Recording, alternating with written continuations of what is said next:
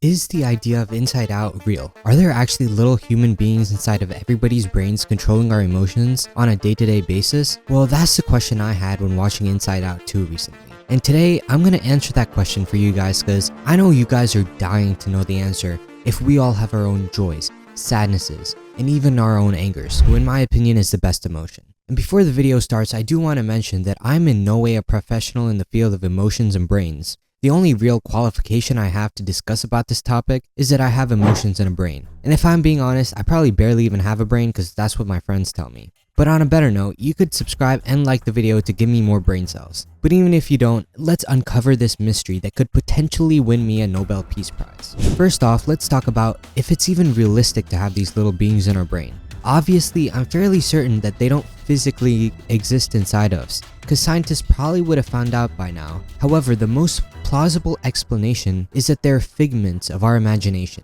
Imagination. Meaning they exist in our thoughts rather than that control panel in our brains. But moving on, now that we have the logistics of how they could exist, let's talk about if they really do exist inside of you and me. Before we jump to conclusions that they obviously don't exist and that we're all going crazy, let's think about it first. In the movie, the different emotions in Riley's mind control the emotions that Riley shows. To Riley, it seems as if she's controlling the emotions herself. But as the viewers of the movie, we know that it's actually the little people inside of her that allow her to show emotion. With this information, I think it's fairly safe to assume that the people of Inside Out don't know that they're being controlled. This is important to keep in mind when we take a look if they could live inside our brain, because obviously for real life, we haven't found beings that control our emotions. But they could very well be there, we just don't know about it yet. Moving on, now let's take a look at the things beside the emotions residing in the brain in the movie. These little blobs of blue and green that are the workers in Riley's mind. These guys handle the development of the brain, as seen in Inside Out 2 when they upgrade the console, but they also maintain Riley's memories, storing them in racks, seen in Inside Out 1 and 2.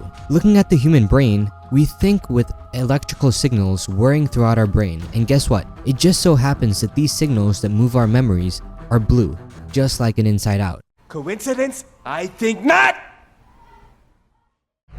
Furthermore, have you ever experienced erratic mood switches similar to Riley either in Inside Out 1 or 2, where in each movie respectively, Riley is very sad or she's very anxious? Well, surprise surprise, these mood switches, which you could say changed her personality a lot, was because of the emotions. In the first, because sadness spread her sadness to all of Riley's emotions, making her depressed, and in the second, because anxiety straight up makes Riley a new ideology, and when joy then replaces that one with the different versions of Riley, both good and bad. Well, after applying that information to you and me, have you ever felt one day really sad and depressed for no reason at all, and you just started thinking of all the sad memories in your life for absolutely no reason, and then suddenly the next day, you're all poppy and back to your usual happy self, if you're happy? Well, we now have a reason to believe that it's those little rascals in our brain screwing with us. Those little miscreants can't even do their jobs right, and they keep losing our memories, thus causing the mood swings. Or they keep shuffling through past memories, trying to find new ideas, like in Inside Out 2, which is causing this. Now, if you're anything like me, and after this discovery of little beings in your brain that essentially control us, you had an existential crisis,